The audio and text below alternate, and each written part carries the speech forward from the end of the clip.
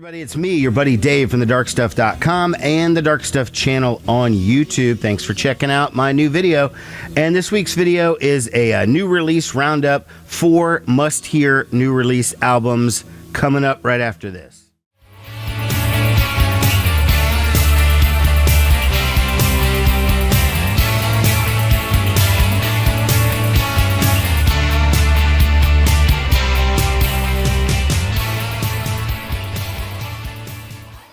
So first up is a record I teased in my last video, and that is the new one from the Mommyheads. It's called Coney Island Kid. Okay? This is getting my absolute strongest recommendation. Actually, all 4 of the albums in this video are, but this new one from the Mommyheads, it's their 15th record, and it's actually their first to feature a new member in the band, Jackie Simons, on guitar and voice. No one left the band, is just there's an additional member that's been added on now. Taking tunnels through limitations, building bridges. Those of you who haven't seen my other Mommyhead related videos, I did an interview with their frontman Adam Elk where he talked about his whole story. I've done other videos talking about various records. They've been a band that has been one of my favorites for decades. Okay, I'm not going to go into their whole story now, but I'll give you the quick Cliff Notes version. They started in the late 80s in New York. Eventually they moved to the sort of the DC area, and then they made it to San Francisco. They recorded labels for a number of indies, most notably Simple Machines, which was a really huge deal in the early 90s. They worked their way up to Geffen Records, did one album on Geffen in 1997 produced by Don Was, and then the band broke up. They got back together 10 years later, and here we are a good 13 or more years after that. So I always struggle trying to describe the sound of the Mommyheads, because I sometimes say it's like lighter indie rock like Death Cab or something, Death Cab for Cutie, because they're a really popular band. And Death Cab is a good band, and they are lighter, kind of indie rock, a little more sophisticated. But what I've noticed from reading reviews over the years and seeing where other people spin on the Mommyheads is that people who like progressive music, progressive rock, seem to really like the Mommyheads. And I'd never heard that sort of progressive angle. It just didn't sound that way to me, but that's probably because I was looking at it in the paradigm of indie rock. And I always think of prog rock as just excessive soloing, lyrics about like silly stuff like Dungeons and Dragons and fairies and wizards and stuff, and then just lots and lots of noodling and nobody having fun. Nobody has fun in progressive rock. You know, people who do appreciate prog rock beyond saying I have a Yes album or I have Genesis Live or whatever, they do see something progressive in the band, and I'm guessing it's because of the expert musicianship of all the players. The arrangements are all filled with like very individualized contributions. It's not sort of like one guy teaches everybody the parts to play like it is in a lot of bands. So you get the progressive playing without the excess. I guess that's what people are finding. They poke and they prod, but sometimes I will attack. Learned better than to try to interpret lyrics and say what they mean and stuff like that, because most of the time I've been wrong. But I will say that the album Coney Island Kid it's not a concept album, but it does seem to follow sort of a narrative storyline.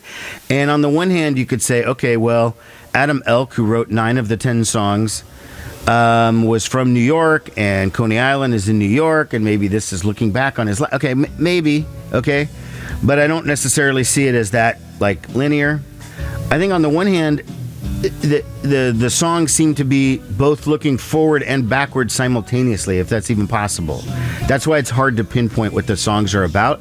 So I'm going to go through some of the tracks that I like a lot and maybe point out a couple of lyrics, but I'm not going to try and say what they actually mean, because I've learned. Well, the album opens with the epic title track, which almost prog length. It's about 7 minutes, and it's got really, really cool synths and stuff, and it just sort of sets the mood for the album, because the very next song, Artificial Island, is one of my favorite songs on the record. It's really, really cool, and there's a line in it that I was driving in the car listening to it, and when it came on, I was like, oh, make a note, write that down. I want to mention it. Here's the line from the song. So he says, "Scarcity is good for business. That's what they always say. Making t-shirts for dead artists. The gift shop is doing well today." Whoa, that's a good line. And is it something about, people's insistence on focusing on nostalgia? And I mean, there is an element of that. Again, I don't want to get into interpretation, but I just thought that line was very, very much worth noting. Great tune on that one. Musically, I think the band is pulling out some similarities to it, an older album of theirs. And I was hearing a lot of this album, Coming Into Beauty. Now, this is the old cover on Simple Machines. It has been remastered, and it looks like this now, minus this sticker. This was the radio. But to me, like, I'm getting a feel of Coming Into Beauty, which was re-released in 2021. Again, came out originally in 1992, but it's very acoustic based.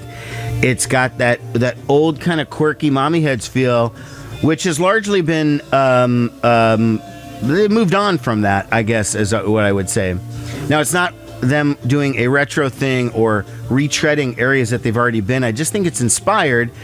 So 2 songs in particular, Spookorama and Solemn by the Sea, are the ones that really kind of made me go, oh, that reminds me of Coming Into Beauty. And again, that's not a bad thing, because I love that record. There's a sort of kind of almost sci-fi-ish intro to the song Learning to Live.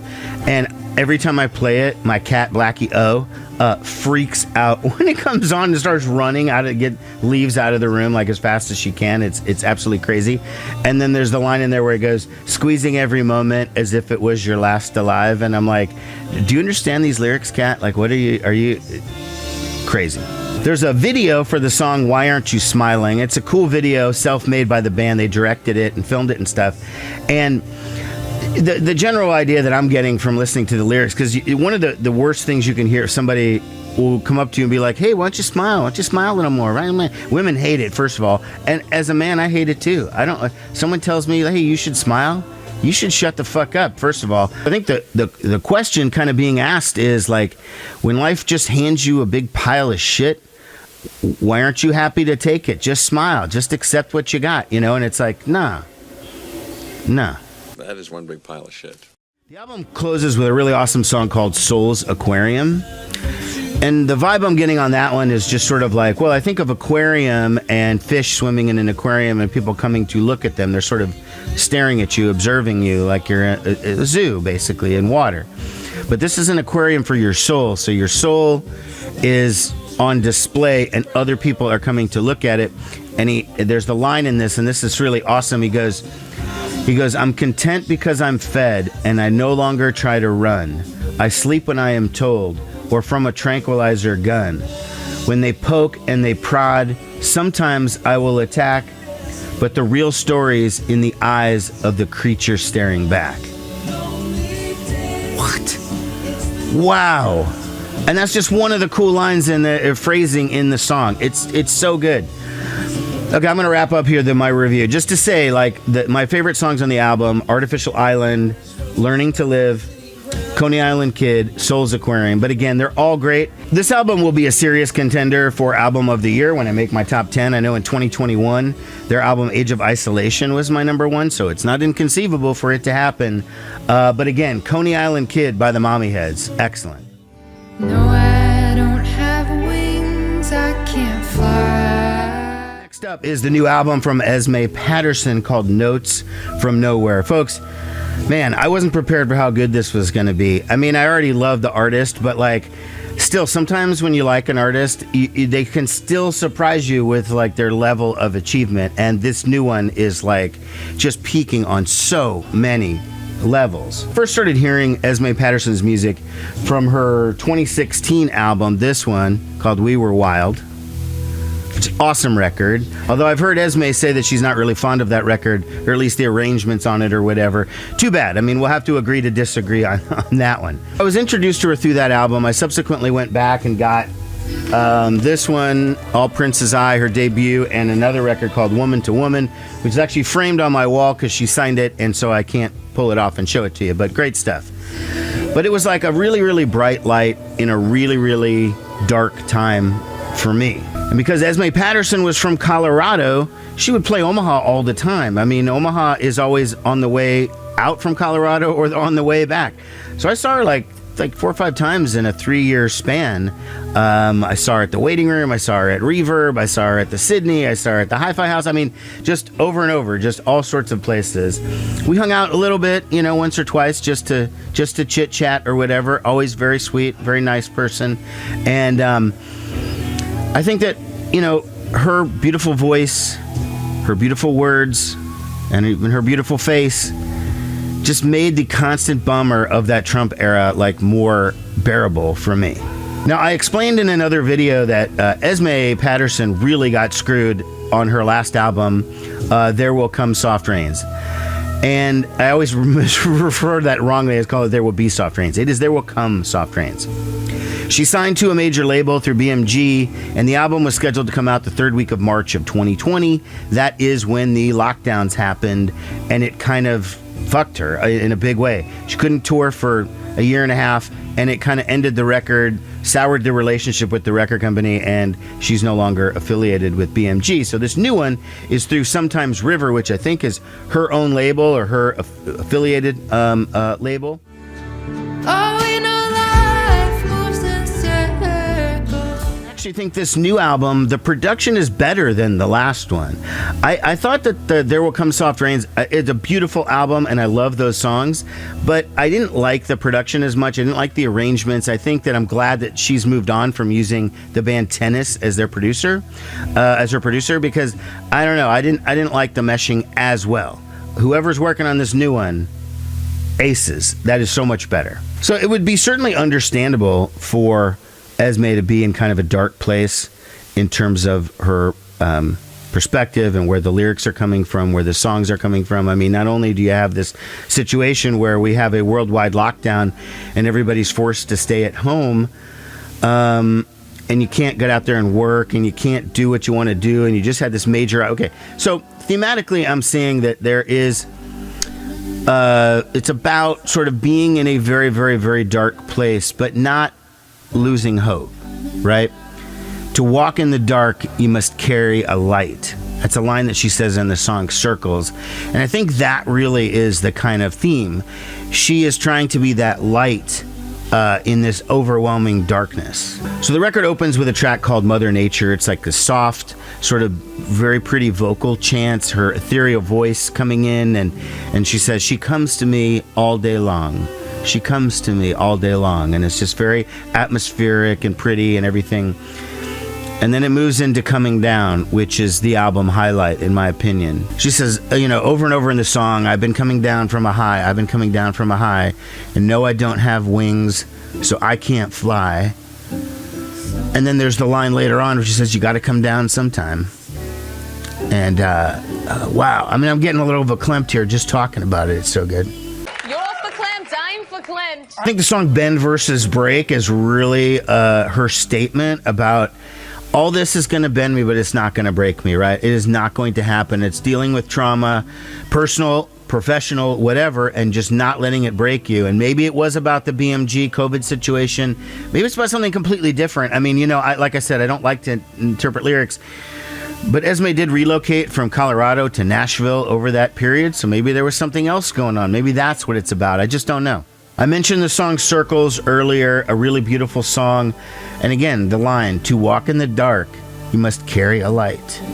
Okay, now I'll just tell you a couple of other songs that really sort of stand out. So there's the song Magic Spell. The strings come in, and it kind of reminds me of the first Velvet Underground album, the one with Velvet Underground and Nico. Not a particular song I'm thinking of, but it just had a vibe off that, even though the song itself sounds absolutely nothing like the Velvet Underground or Lou Reed or Nico or anybody, but I get that sense of it from the beginning of the song. Shadow of the Pines, a really, really great song.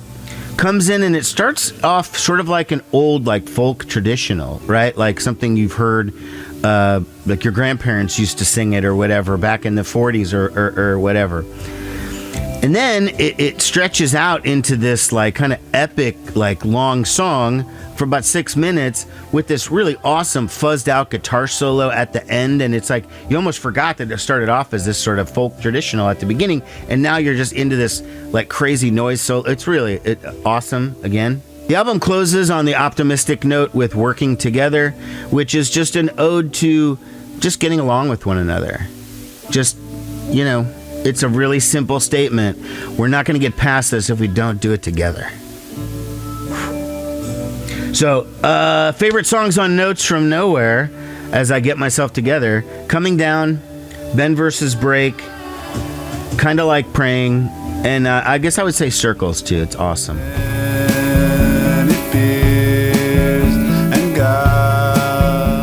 The next album I want to talk about is the new album from A. Savage, or Andrew Savage, and he is best known as the lead singer of the band Parquet Courts. This is his second solo album called Several Songs About Fire. Now, first of all, second solo album, how did I not know about the first one? I love Parquet Courts. I've been digging them since the first record came out, playing them on my show all the time. I mean, I even have this rare live at Third Man Parquet Courts live record. I mean, I love those dudes. I was finally able to see them for the first time at the beginning of 2022. They played with Madhu Mokhtar. And after Madhu Mokhtar played, they're this band from Nigeria, incredible. I was like, I don't know, that's going to be a tough act to follow. And they actually were even better. Like, it was crazy. But okay, we're not here to talk about Parquet Courts. So...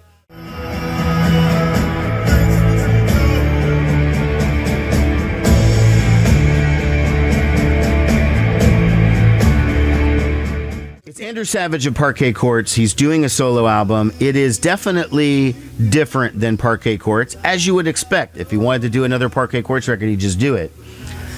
It opens with the kind of a slow bluesy tune called Hurtin' or Healed.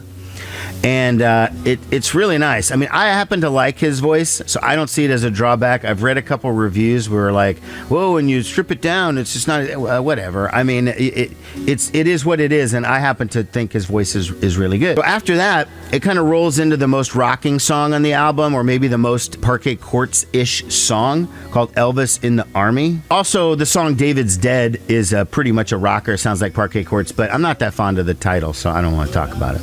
Moving through the rest of the record, there's a song called La Grande Balloon, which feels like sort of a folk song from south of the border. And I mean, like south of the U.S. border, so maybe Mexico, Central America, something like that. It's a really nice tune. My Dear is a slow ballad, again, played with kind of the brushes. The vocal melody is so cool. And what's great about this tune is, so he's singing it, it's kind of mellow, and you hear the vocal melody, and then just out of nowhere, this really loud electric guitar part comes in and like reinforces that melody, like, you know, does it this really skronky, noisy guitar, and then it ends.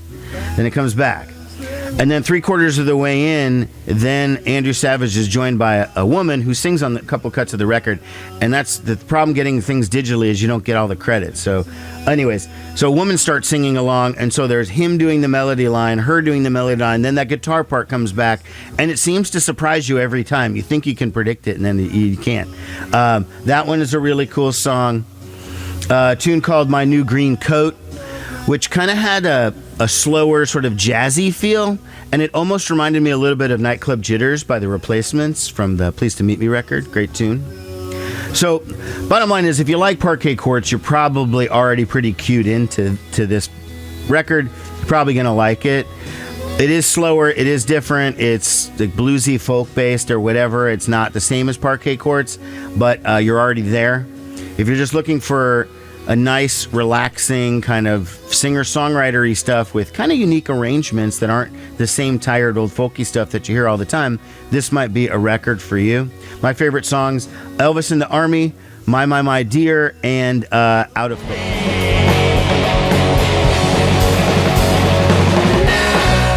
So the next record is Messed Up by Omaha band Bad Bad Men. Here it is on vinyl. It's on the Speed Nebraska label. Now, the guys sent me this record after I mentioned them in a video not too long ago. I caught them as the opening act for Mike Watt's new combo, MSSV, not too long ago, and reported on him. I was just so amped that the guy was wearing like a fire hose shirt, you know? Well, they reached out to me after that and asked if I want a copy of the new record. I'm like, of course, you know, to talk about it here, to play it on the radio. So they sent it to me, and I didn't know anything about the guys. I'd seen them before, but I didn't know them, so I didn't realize the kind of history that the band had, because they're basically made up of serious Omaha music scene veterans going back to the 80s. Okay, so I feel kind of dumb that I didn't know this, because the guy used to do this band, Cellophane Ceiling, which is maybe like the second Omaha band I ever heard of. I mean, Digital Sex was probably the first one. That's Derek Higgins' band. Everyone in the vinyl community knows Derek, but Steve Sheehan is also in that band. Not everyone in the vinyl community knows him, but I know those guys. And then I heard of Cellophane Ceiling. They were like the first two local bands that I ever heard of going back to the 80s. So I didn't know that was the same guy. Like, that's how clueless I was, right? And then they mentioned that one of the guys was affiliated with Ritual Device, and I'm like, oh, what? You know? I put out a record by Ritual Device back in 1994. Now, this guy wasn't on it. Okay, he was already out of the band at that point, but still, pretty serious coincidence that I did this Ritual Device record, and there was a guy. Okay, so anyways, so now I realize these guys are all veterans of the scene, and I probably should have known that beforehand. Regardless, we're starting off with a clean slate. This is a semi-new band for these guys. So the band it's a great mix of classic like guitar rock, 70s hard rock, guitar rock, punk, garage. They were great live, you know. The album is very well produced, well engineered. All the instruments sound great. But for me, my favorite parts are when the band just completely loses it. It sounds like it's going into the red. Like there's a part in Transposed, the song Transposed, where it's like 3/4 of the way they sort of lose it a little bit, and the guy's yelling like, how do you like me now, how do you like me now, like over and over, and just this crazy guitar and whatever, and it's just like, whoa, that's a favorite part. I love the song Hit Hard, because I think the entire song is pretty much like that. So when they kind of push it into the red a little bit, those are my favorite parts. All the songs are good. All the songs are fun. Hard to pick a standout, although I definitely like, the album closes with the title track Messed Up, which is really good. It's like slow, kind of prodding and building up, then it kind of lets loose. You know, they're very good with the tension thing. I would say my favorite songs on the record: Transposed, Bad Bad Man, and Flag Day. And Messed Up is a really good one too. So those are my favorites on the record. But again, this is Bad Bad Man. Well, that's all I got for you on this one. Thanks a lot for watching, everybody. I will see you all soon.